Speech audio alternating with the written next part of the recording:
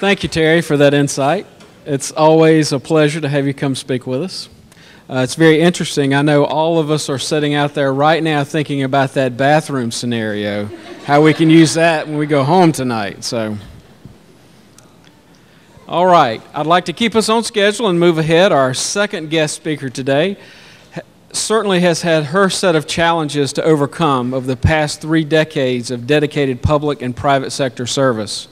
As Chief Information Officer for the department, Randy Barnes is responsible for overseeing the department's information technology functions, including enterprise services, IT administration, the Business Systems Information Portal Support Center, the Division of Motor Vehicles Computer System, and all engineering transportation systems. Ms. Barnes has more than 33 years of management and technical experience in private business, consulting, and public sector organizations.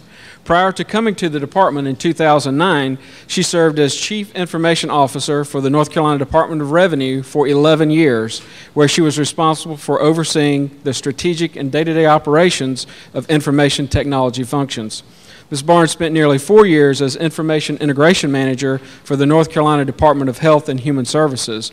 She has also worked for GTE, Unisys, Carolina Power and Light, now Progress Energy, Duke Energy, and North Carolina Department of Justice. Ms. Barnes is a graduate of NC State University. That's come up a little bit today, with a Bachelor of Science degree in Mathematics and a Master's of Science degree in Management. She is also certified as a State Chief Information Officer. Please help me give a big NCDOT welcome to our CIO, Ms. Randy Barnes.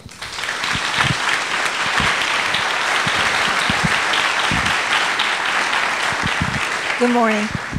My first question is for Adrian. Earlier this week, he offered to let me go first on the agenda, and I wish I'd said yes. Terry is a very difficult act to follow, and I think the next order of business is to say, go Duke, right? Okay. Good morning. It's really great to see so many people interested in leadership in attendance today.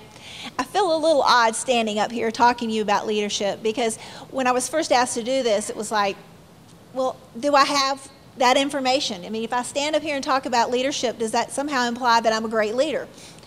And I don't think I can say that I'm a great leader, and I think kind of what Terry referred to is that maybe great leaders don't recognize that they're great leaders, but I'm not going to tell you I am. I'm going to tell you I'm here to tell you the things that I see make a great leader and the things that I think would help you grow into being a great leader. I have a lot of years managing and hopefully attempting to lead organizations through very difficult times of change.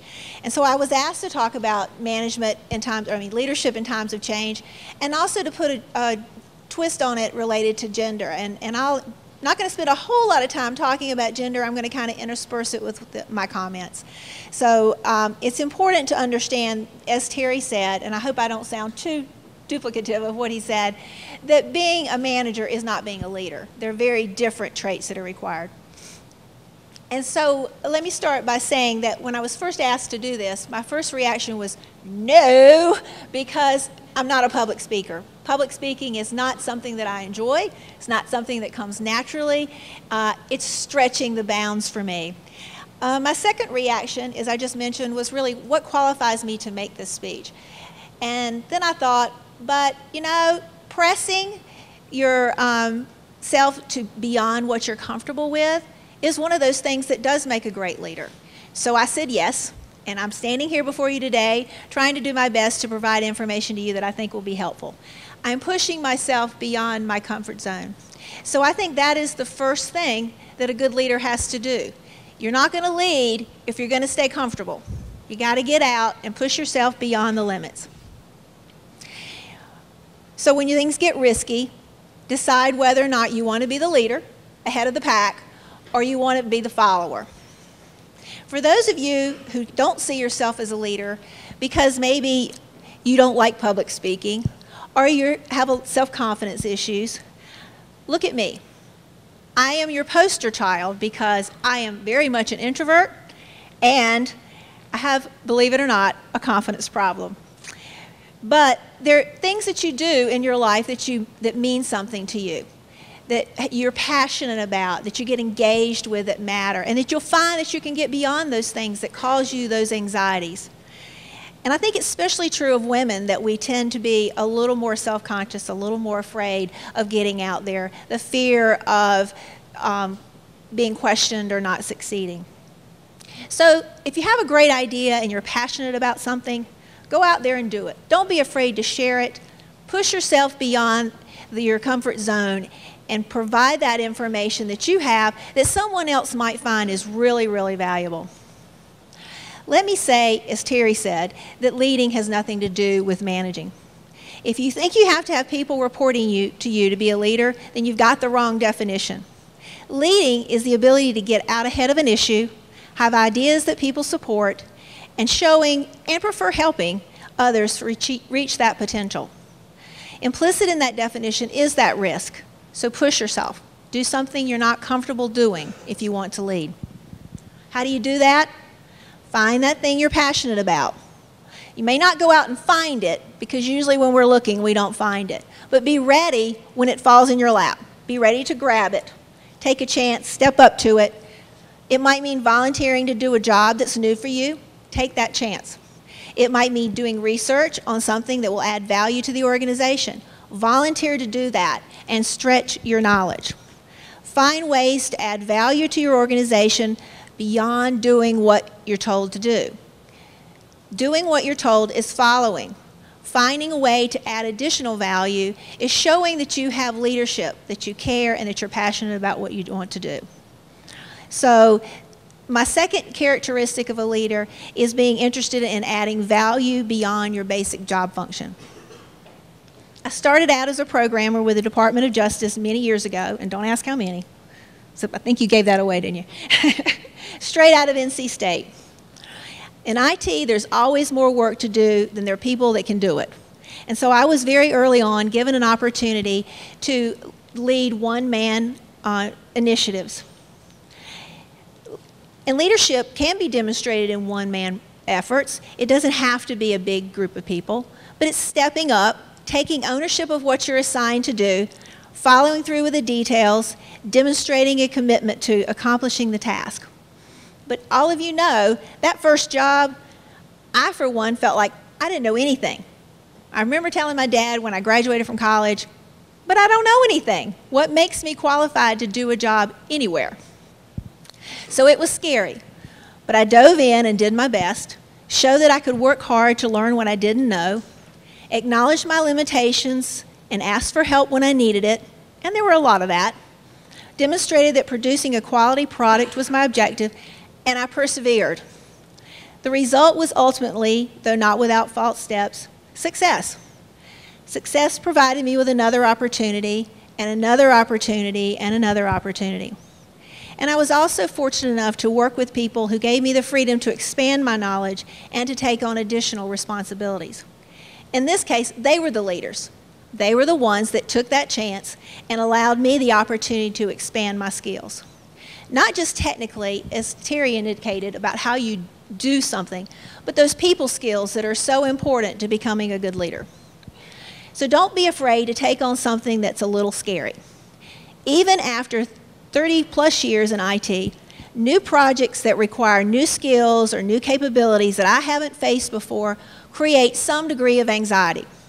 And it seems that technology changes every minute, so I get a lot of chance to be anxious. But that level of anxiety is what helps you raise your performance level. Use it. Use it to make yourself better, to learn more, to try harder. And recognize that you're going to fail at some point. It might be a little failure, or it might be a big one. Everyone that takes chances has a failure or two in their repertoire. One characteristic that identifies a leader is what you do with failure. Do you fold up your tent, or do you persevere and try again? Good leaders persevere. They pick themselves up, correct the problem, learn from their mistakes, and move on to the next challenge. How often do you learn something from doing it right the first time? Not very often. Many of us tell our kids that making mistakes is how we learn. There are no stupid questions and so forth and so on. But when we grow up, we somehow think we're supposed to know everything and never make a mistake. But that's just not the case. It's true that some mistakes have more consequences than others, so you have to be careful. But no one's perfect, and mistakes are going to happen. The key is to learn from them and not make them again. Make a different one, and make another mistake, and make a different one, and correct it, and keep going, and keep learning. If you aren't making mistakes, you probably aren't pushing yourself and taking risks. It's hard to lead if you stay in one spot. Please don't interpret this to mean that you should intentionally make mistakes. That's not what I mean. I mean that necessarily by pushing yourself, persevering and taking on new challenges, it's inevitable that you're going to make mistakes. And that's okay if they're informed decisions and that you weigh the risk of the mistakes that might happen. It's important when you make mistakes that you acknowledge these mistakes. Take responsibility for your actions. Absorb the lessons you learned. Terry mentioned that also. We all make mistakes. As a leader, you have to be willing to accept the responsibility for those mistakes. As you move up through the organization, recognize that you're not always going to have the answers, nor are you always going to know more than everyone that might work with you. Part of being a leader is leveraging the team to its maximum potential. It always requires teamwork. Being a leader requires you to understand the dynamics of a team and how to get the most from it, even if you aren't a team leader. People have different skills that they bring to a situation, but they also have different values, experiences, and perspectives. This results in people responding to situations differently. So you can't expect everyone to look at things the way you do. They may not agree with you, but they may still have valuable input. Respect that input and incorporate it into the decision making. In some cases, the input may only help the team decide what not to do, but even that has value, so acknowledge it. Try to find what each team member does best and leverage that capability. There are examples of this everywhere. On a space shuttle mission, it doesn't have 5 pilots. They have a pilot and a co-pilot, an engineer, a scientist, and others, because you can't have everyone doing the same thing. On a ship, you have a captain, a pilot, a cook, a steward, and so forth.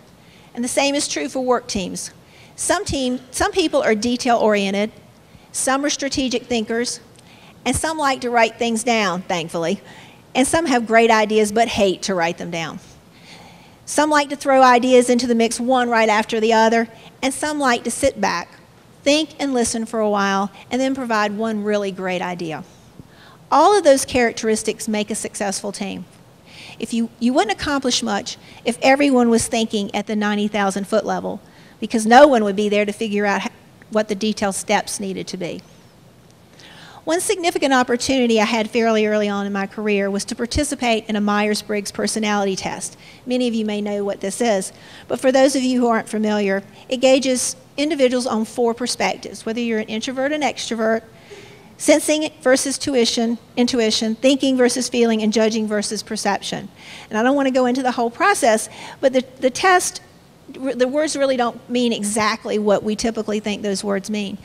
But what is relevant is what I learned from that exercise.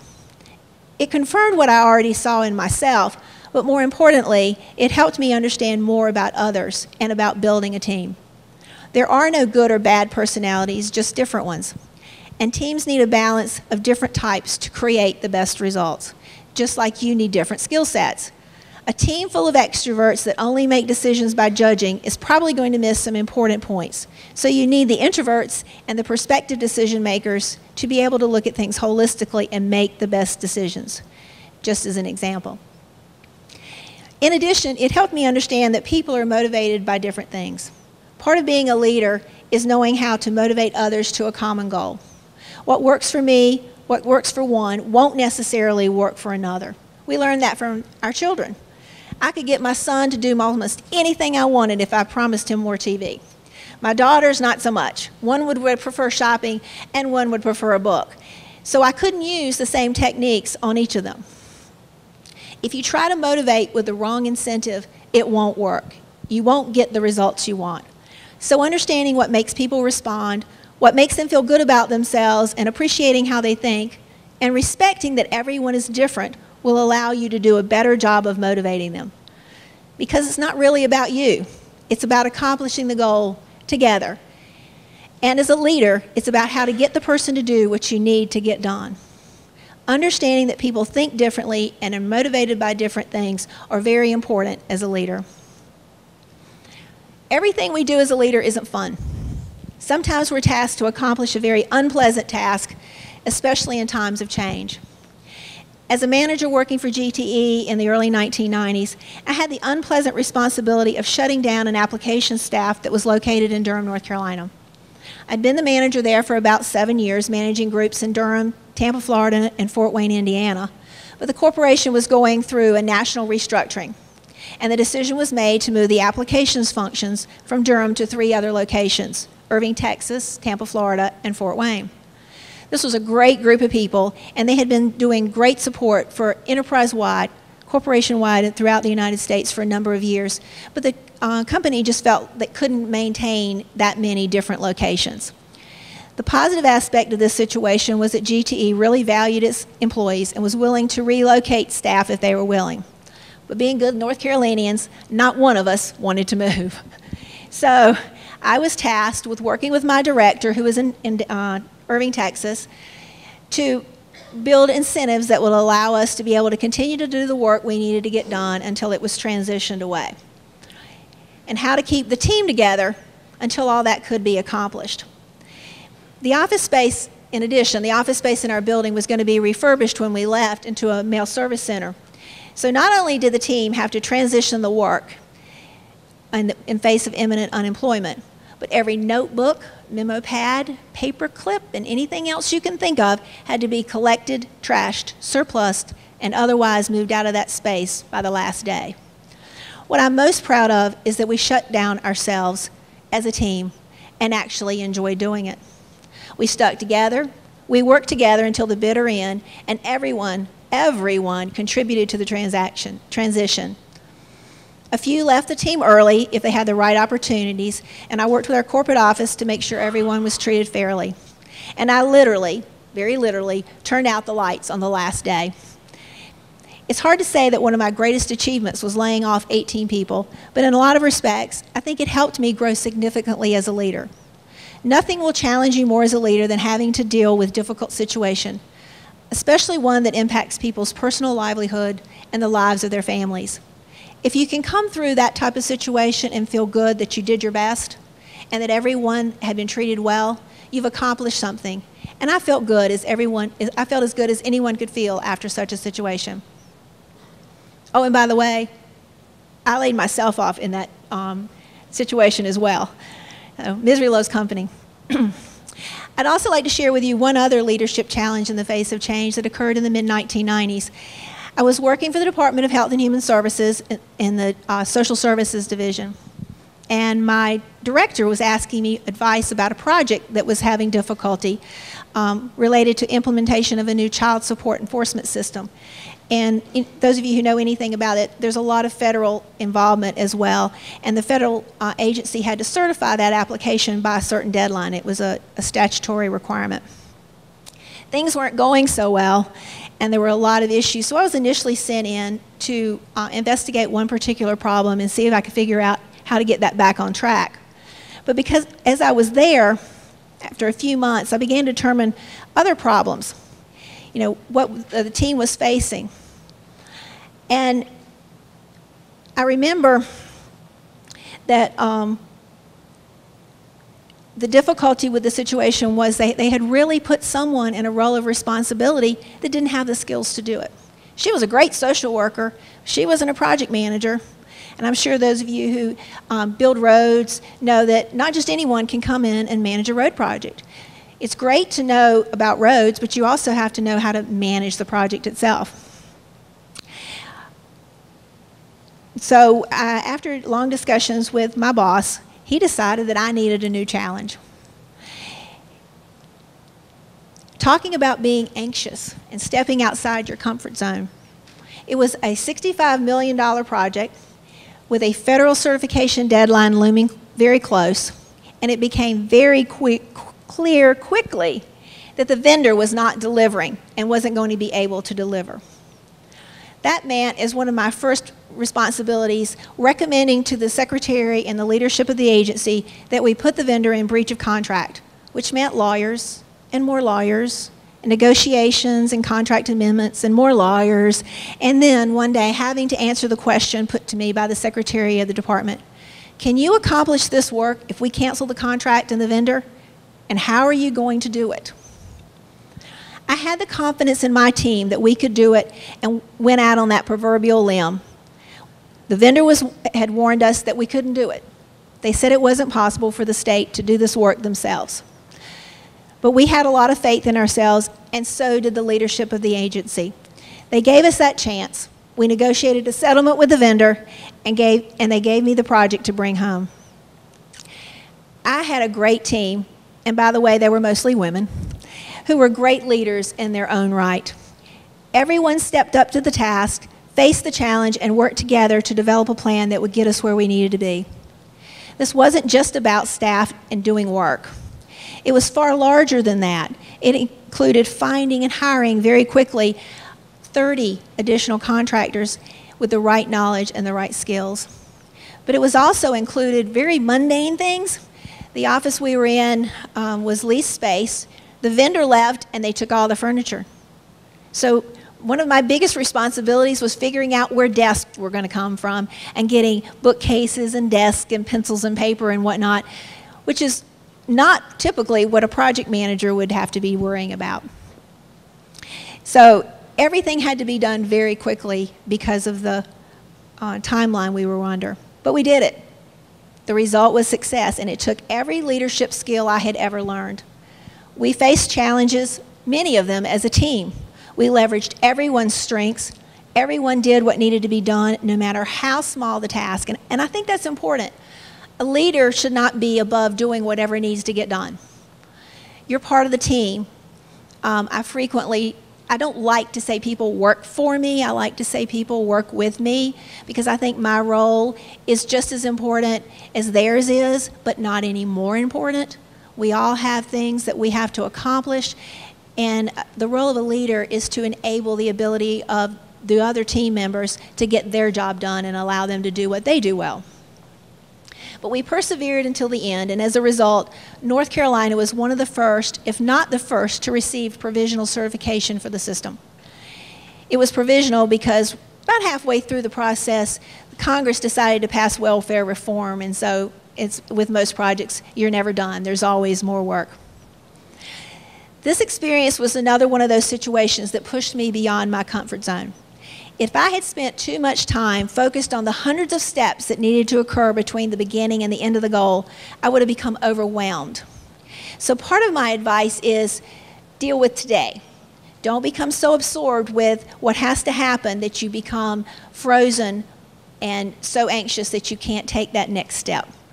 Focus on having a plan and taking the next step, and onward until you accomplish what you set out for. But again, the most important factor in success is the teamwork. I was blessed with a great team and of everyone that was determined to show that they could do something that said couldn't be done. And my role as a leader was to keep the team focused and together, and to provide guidance, support, and encouragement, to provide my expertise where needed, and to clear the barriers that were getting in the way of accomplishing the task at hand. Most leaders would tell you that the greatest accomplishments were team accomplishments, not individual accomplishments. I haven't talked much about gender so far, and I guess there's a reason for that. I don't think much about it. I can't say that I've ever encountered the glass ceiling, or whatever other term you might want to use. If it was there, I was oblivious to it. Some people have structured goals. Where do I want to be in 2 years? Where do I want to be in 5 years? My approach was somewhat different. My approach is, I'm going to do the very best job I can today. And tomorrow I'm going to do the very best job I can. And if I do what I need to do, then someone will recognize it and I'll progress. But also being willing to do the very best job and willing to do any job. Show a commitment. Do whatever menial task needs to be done for the better of the whole. The other things are, treat your fellow team members, your management, your peers, people that work for you, the users that you support, with respect. They're part of your team. And be willing to take on a challenge. I always felt the rest would take care of itself. I never wanted to be treated differently, quite the opposite. I wanted to be judged exactly as my male peers. I take pride in being female, and the last thing I wanted was someone to say that I got a job because I was female, or that I couldn't do a job because I was female. I wanted to be recognized for my skills and my results, period. However, I do think women bring a unique perspective to the workplace. As I mentioned earlier, people have different skills and different personalities and perspectives, and the same is true of men and women. Having a different perspective in the workplace improves the efficiency and effectiveness of the team. Women bring that additional perspective. The best piece of advice to the women in the audience I would give is don't get hung up on gender.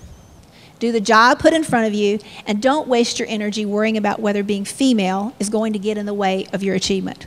If you make it an issue, others are more likely to make it an issue, and not in a way you want them to.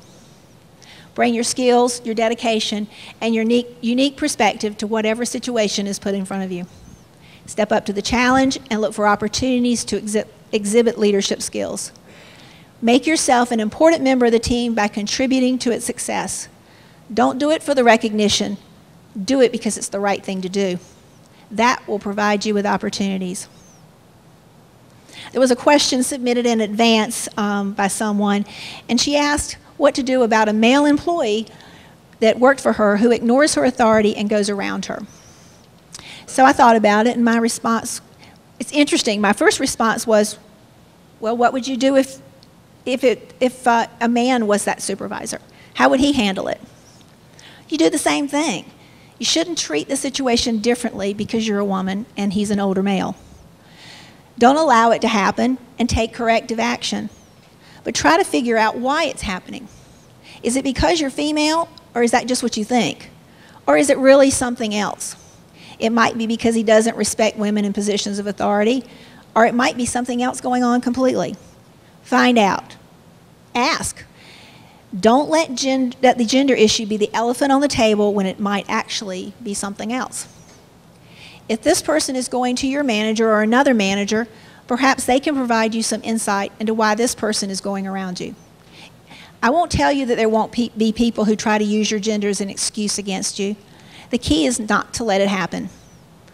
Don't get hooked into acting differently when you think someone is trying to use his or her bias regarding females in leadership against you. Handle the situation professionally, but with sensitivity and true interest in improving the working relationship between you. After all, your goal as a leader is to help your team get the job done and to enjoy doing it. This person is a member of your team. Find out how he can feel good about working on your team. I've worked for both male and female managers, and I've learned a lot from all of them. In my first job, I worked for a female manager and a male team lead. I learned a lot what not to do from a female manager. I think women in leadership 35 years ago had to be tough and unfeeling in order to get to the top, or thought they did. But I don't think that works today. I learned that women need to bring the female characteristics that they value to their job, not try to act like a man. On the other hand, I learned from the male team lead what I wanted to emulate. He provided encouragement, supported me in my mistakes, and gave me opportunities to achieve success on my own. Again, I really don't think gender needs to matter. The lessons could just as easily come from the opposite person. They just happen to be their personalities in those situations. It's important to recognize that and take from every experience something. It may be a characteristic you want to adopt, and it may be a characteristic that you want to make sure you don't adopt, regardless of what the gender might be. If you want to be a great leader, and I think Terry said this, be the person you want to be led by. So I've covered several things. Push yourself past your comfort zone. Find ways to add value beyond your basic job function. Persevere. Be willing to acknowledge your mistakes, but learn from them. Respect what others bring to the team and encourage inclusion. And understand that people think differently and are motivated by different things. My last leadership characteristic is be willing to make the tough decision. After all is said and done, the buck stops here. Consensus is a great thing, but it's not always feasible. A good leader knows when to step in and make the final decision, and accept the responsibility. Remember, no decision is in actuality a decision. Most of us don't follow someone for very long if we don't feel that they're willing to make the tough decision and to accept responsibility if it turns out to be the wrong one. The leader should be the only one under the bus. Being a leader isn't easy, but it's very rewarding. And if you've never managed a single person, you can still be a leader. Good luck.